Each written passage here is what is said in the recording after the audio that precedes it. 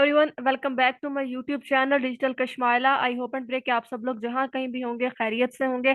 आज हम देखेंगे cross cultural psychology course code PSY 515 का lesson 5 and the lecture is subjective well being across cultures.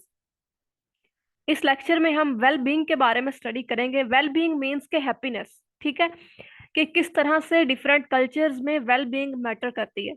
हर किसी individual जो है वही कोशिश करता है खुश रहने की, और हर कल्चर में ये नहीं कि वेलबींग किस कल्चर में पाई जाती है या किस कल्चर में नहीं पाई जाती। वेलबींग हर कल्चर में पाई जाती है, लेकिन वेलबींग डिफरेंट कल्चर्स में वेरी किस तरह से करती है, और लोग किस इंटरेस्टिंग वेज में डिफरेंट कल्चर्स में वेलबींग्स को देखते हैं, इस चीज को स्टडी करेंगे।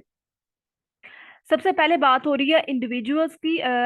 सब्जेक्टिव वेल बीइंग का कुछ और हम इंट्रोडक्शन पढ़ लेते हैं कि सब्जेक्टिव वेल बीइंग को 3 कंपोनेंट्स में डिवाइड किया जाता है। लाइफ सेटिस्फेक्शन, जो कि कॉग्निटिव एवेल्युएशन है ओवरऑल लाइफ की। उसके बाद पॉजिटिव इमोशनल एक्सपीरियंस की presence and the absence of negative emotional experience, ठीक है।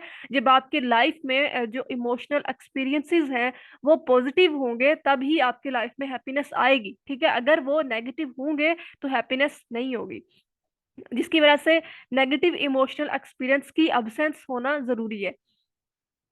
एंड द नेक्स्ट इज, जो भी चीजें इसमें हाईलाइट होंगी इंपॉर्टेंट होंगी वो मैंने हाईलाइट की हुई हैं ग्रीन से। आपकी जो हाईलाइट हुई हुई है वो ज्यादातर MCQs हैं, एंड द येलो जो हाईलाइट है वो कंसेप्चुअल जो भी होता है वो मैं अंडरलाइन कर देती हूँ। और जो अंडरलाइन होता है उसे ही मैं पढ़ाने की कोशिश भी करूंगी, क्योंकि इस सब्जेक्ट के लेक्चर जो है वो बहुत ज्यादा लेंथी है। अगर हम वर्ड बाय वर्ड रीड करेंगे या पढ़ेंगे तो 40-50 मिनट्स के लेक्चर बन जाएंगे। तो शॉर्ट लेक्चर बनाने का बेसिकली मकसद ये होता है कि आपको एक शॉर्ट और इजी वे में कॉन्सेप्ट डिलीवर हो जाए, और आप जब उसको रीडिंग करते हैं तो आपको उस चीज की समझ आ जाए। जब आपका कॉन्सेप्ट क्लियर होगा टॉपिक्स के बारे में तो आपको रीडिंग करते हुए समझ भी आ जाएगी चीजों की। Some cultures are happier than others. अब कुछ कल्चर्स में वेलबींग ज्यादा पाई जाती है, जबकि कुछ कल्चर्स में वेलबींग जो है वो कम पाई जाती है। कुछ कल्चर्स ज्यादा हैप्पियर होते हैं, कुछ कल्चर्स कम हैप्पियर होते हैं। अब इसमें ये चीज कैसे पता चली कि एक एक्सपेरिमेंट किया गया जिसके अंदर 6,000 कॉलेज के स्टूडेंट्स को इंक्लूड किया गया, और वो जो 6,000 कॉलेज के स्टूडेंट्स थे वो किसी एक ही नेशन के नहीं थे, बल्कि वो 43 नेशन से उनको लिया गया। और जब उनकी सेटिस्फेक्शन जो रेट है वो किया गया 7 पॉइंट स्केल पर, तो डिफरेंट जो नेशंस थी हर किसी की डिफरेंट रेटिंग्स आई हैप्पी, आप कह सकते हैं कि वेलबींग्स की, ठीक है। जिसमें सबसे ज्यादा जो हम देख सकते हैं वो है 6.2, ठीक है। 6.2 आई, जो कि ब्राजीलियन पीपल की थी। आप कह सकते हैं कि जो ब्राजीलियन कल्चर्स के स्टूडेंट थे उनकी वेलबींग जो है वो सबसे ज्यादा आई। अब सबसे ज्यादा ज्यादा क्यों होती है या कम क्यों होती है? जिस भी कल्चर्स में पॉजिटिव इफेक्ट जो है वो हाई लेवल में पाए जाते हैं वहां पर आपकी वेलबींग्स के चांसेस ज्यादा होते हैं। Why do cultural differences in SWB अकर? अब किस तरह से होता है कि इसमें मतलब डिफरेंट कल्चर्स में ये किस तरह डिफरेंटली वेज में वेरी करती है, जिसमें मैंने बताया कि इसमें पॉजिटिव ज्यादा होंगे, पॉजिटिव इमोशन ज्यादा शामिल होंगे तो ज्यादा वेलबींग होगी, नेगेटिव ज्यादा होंगे तो वेलबींग कम होगी। ये भी सारे MCQs हैं जो मैंने हाईलाइट किए हुए हैं। आगे हम देखते हैं individualism, collectivism and subjective wellbeing. अब इनमें क्या डिफरेंस है? पहले तो ये समझना जरूरी है कि इंडिविजुअलिज्म क्या है। इंडिविजुअलिज्म क्या होगा कि ऐसा कल्चर जिसके अंदर इंडिविजुअली लोगों को ज्यादा प्रेफरेंस दी जाती हो, इंडिविजुअली लोगों को ज्यादा आप कह सकते हैं कि वैल्यू दी जाती हो, ठीक है। इंडिविजुअली हर इंसान के पास राइट ज्यादा हो, फ्रीडम हो उसे, ठीक है, और वो एक यूनिक फीलिंग्स रखता हो। अब ये सारी बातें सुनकर आपको ये तो पता चल रहा होगा कि ऐसा कुछ हमारे कल्चर में तो होता नहीं है, ठीक है। तो ये सब बात हो रही है वेस्टर्न और यूरोप कल्चर के बारे में। वहां पर जो गोरों के बच्चे होते हैं उनको बहुत जल्दी वो ग्रूम कर देते हैं, बहुत जल्दी इंडिपेंडेंट कर देते हैं, और वो इंडिपेंडेंट होकर अपनी रिस्पॉन्सिबिलिटीज को हैंडल भी कर लेते हैं, जिसकी वजह से वो एक इंडिविजुअलिस्ट कल्चर है जिसमें उनके बच्चों को पूरी आजादी दी जाती है और उनको अपने फैसले खुद करने का पूरा पूरा हक दिया जाता है, ठीक है।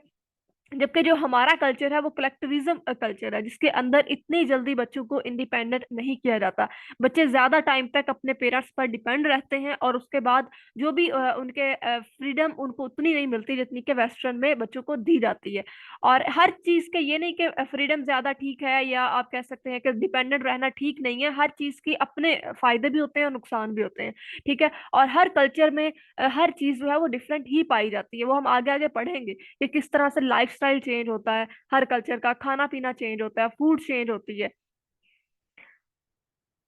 यही बात हो रही है, इंडिविजुअलिज्म और कलेक्टिविज्म की भी आपको समझ आ गई। यही डेफिनेशन लिखी हुई है कि जो एक डिफाइनिंग स्पिरिट है इंडिविजुअलिज्म का, वो यही है कि आप किस तरह एक इंडिविजुअल, एक सिंगल बंदे की ओपिनियंस को, उसके थॉट्स को इनकरेज करते हैं और उसको अपने फैसले खुद करने का पूरा पूरा राइट देते हैं, जिसकी वजह से उसकी जो हैप्पीनेस है वो ज्यादा रहती है, क्योंकि वो अगर कोई गलती करता भी है तो उसका कसूरवार किसी और को नहीं ठहरा सकता वो फिर, जिसकी वजह से इस चीज पर आकर ये एक डिसएडवांटेज भी है कि आप बहुत सारी गलतियां भी करते हैं, फिर उन्हें आप सॉर्ट आउट करने की भी कोशिश करते हैं, लेकिन उससे जो फिर आपको एक्सपीरियंस मिलता है उससे आपको फायदा भी होता है।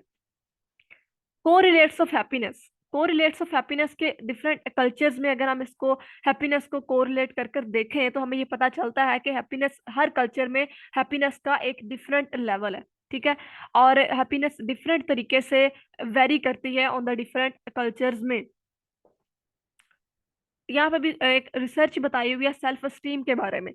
ठीक है, बात हो रही है कि अगर आप एक कह लें कि इंडिविजुअलिस्टिक कल्चर है, तो वहां पर क्या होगा, अगर कोई भी एक बंदा है इंडिविजुअल, वो अपना हक रखता है अपने फैसले खुद करने का, या उसको एक कंप्लीटली फ्रीडम है, तो उसका जो सेल्फ एस्टीम है वो भी हाई होगा। ठीक है, आप कह सकते हैं कि they have high level of self esteem, उन लोगों का सेल्फ एस्टीम हाई होगा, तभी वो अपनी इस कदर फ्रीडम को मैनेज कर पाएंगे और अपने फैसलों को सही तरह से इस्तेमाल कर सकेंगे।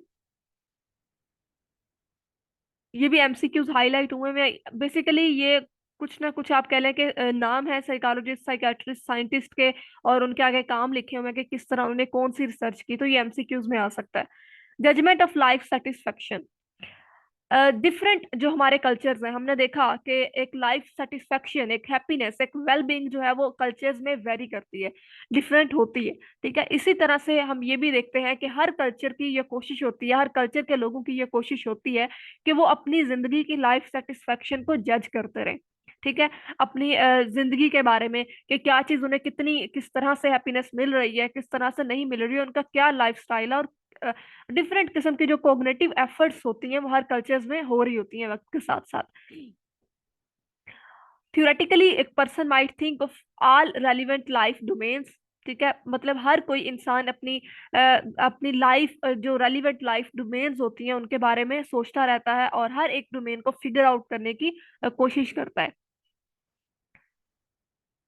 Cross cultural research on the 5 factor models of personality, अब 5 फैक्टर मॉडल्स हैं जिसके ऊपर क्रॉस कल्चरल रिसर्च की गई है, जिसको FFM कहा जाता है, 5 फैक्टर्स मॉडल में। अब हम इन्हें वन बाय वन स्टडी कर लेते हैं। द फर्स्ट इज के personality traits and the 5 factor model. Personality traits नाम देख के ही हमें समझ आ रही है कि किसी भी इंडिविजुअल के थॉट्स, फीलिंग्स और एक्शंस, ठीक है, इंसान किस तरह से सोचता है, किस तरह की फीलिंग्स रखता है, क्या उसके एक्शंस हैं, ये सब चीजें फॉल करती हैं under the category of personality traits में। ठीक है, और फिर एल्बर्ट एंड ऑर्टबर्ट ने भी आइडेंटिफाई की थी 4000 ट्रेड नेम्स जो कि इंग्लिश लैंग्वेज में की गई, और उसके बाद 4000 ट्रेड्स जो इन्होंने आइडेंटिफाई की थी, इसके ऊपर डिफरेंट किस्म के उन्होंने एक्सपेरिमेंट्स भी किए। यहाँ पे कुछ ऑर्गेनाइजेशंस के नाम हैं, organization of many specific trades in term of 5 factor of neuroticism, extraversion, ये सारे आप लोग ने देख लेना, ये शॉर्ट क्वेश्चन में आ सकते हैं। फिर बताया हुआ है कि FFM जो है ये डिस्कवर्ड किया गया था इंग्लिश लैंग्वेज ट्रेड्स में। ठीक है, इसका क्या मतलब है कि FFM को डिस्कवर किया था अमेरिकन रिसर्चर्स ने, और इन्होंने इसे इंग्लिश लैंग्वेज की बेस पर इसको आप कह सकते हैं कि डिस्कवर किया था। जब इसको इंग्लिश लैंग्वेज बेस पर डिस्कवर किया गया तो उसके नतीजे ये निकले कि बहुत सारे दूसरे कल्चर्स पर जब इसको आप कह सकते हैं कि फॉलो फॉलो किया गया, या बहुत सारे दूसरे कल्चर्स के ऊपर जब इसको इम्प्लीमेंट किया गया, तो इसके वो रिजल्ट्स नहीं निकल पाए, क्योंकि बाकी जो कल्चर्स होते हैं उनकी डिफरेंट लैंग्वेजेस होती हैं, तो ये सही तरह से रिजल्ट्स को नहीं कैप्चर कर पाया, जिसकी वजह से बाद में इसको 40 मजीद लैंग्वेजेस में अब इसके अंदर डाली गई, और उसके बाद फिर इसको 30 डिफरेंट कल्चर्स पर अप्लाई किया गया, sorry. And the next is age and gender differences in personality. Age and gender differences personality के बारे में हम सब जानते हैं, ठीक है, कि क्या क्या डिफरेंसेस आ जाते हैं इन चीजों के बारे में भी। और फिर आप ये देख सकते हैं कि आफ्टर एज 30, 30 साल की उम्र के बाद उतने सेम जो ट्रेंड्स होते हैं वो रहते हैं आपकी पर्सनैलिटी के अंदर। ये आप कह सकते हैं कि बहुत कम चेंजेस जो है वो हो सकती हैं, लेकिन 30 ईयर से कम जो होता है उसमें आपकी जो कह सकते हैं कि ट्रेंड्स हैं वो ज्यादा ये तेजी से आ रहे होते हैं। क्योंकि देखें, जब आप एक चाइल्डहुड में होते हैं, जब आप एक बच्चे हों, और फिर जब आप 30 साल की उम्र तक जाते हैं, तो वो बच्चे से आप बहुत ज्यादा ग्रूम करके 30 ईयर्स में जाते हैं। लेकिन जितना आप 30 ईयर्स में सीख लेते हैं, जितना आपका एक्सपीरियंस हो जाता है, मोस्टली आप उसी की बेस पर अपनी जिंदगी का अगला हिस्सा भी गुजारते हैं। The personality profiles of culture, हर किसी कल्चर्स की अपनी एक पर्सनैलिटी प्रोफाइल होती है। जैसा कि अमेरिकन को brash, Chinese modest, Scots are thrifty. ये सारी एमसीक्यूज हैं जो कि एमसीक्यूज के लिए इंपॉर्टेंट है ये सब। अदर एफएफएम रिसर्च में भी बहुत ज्यादा डिफरेंट रिसर्चेज हुई। मुझे नहीं लगता कि इनमें से कुछ एमसीक्यूज आए, वरना मतलब अगर इनमें से भी आती हैं तो इसका मतलब तो ये कि पेपर बहुत ज्यादा मुश्किल हो जाएगा। लेकिन जो चीजें मेन है वो आप लोग याद कर लीजिएगा। एमसीकेयर एंड एलिक ने 2002 में एक बुक एडिट की थी जिसको 5 फैक्टर मॉडल अक्रॉस कल्चर्स का नाम दिया गया था, और इसके अंदर 35 कंट्रीब्यूटर्स को डिस्कस किया गया था, और जिसमें रेप्लिकेबिलिटी, वैलिडिटी और एप्लीकेबिलिटी को डिस्कस किया गया। तो ये इंपॉर्टेंट एमसीक्यू जो मैंने हाईलाइट किया हुआ। तो यहाँ पर खत्म होता है हमारा लेक्चर 5। आई होप कि आप लोगों का कॉन्सेप्ट क्लियर हुआ होगा। जैसे मैंने आप लोगों को पहले कहा है कि लेक्चर बहुत ज्यादा लेंथी है, मेरा काम है आप लोगों को कॉन्सेप्ट डिलीवर करना शॉर्ट वे में। और फिर जब आप आगे से खुद हैंडआउट्स को रीड मस्ट किया करें, कोई एमसीक्यू अगर मुझसे रह जाता है हाईलाइट करने वाला, आप लोग खुद किया करें। और इस तरह आप लोग के जो एग्जाम है उसकी अच्छी तैयारी हो जाएगी। अपना बहुत सारा ख्याल रखें। खुदा हाफिज।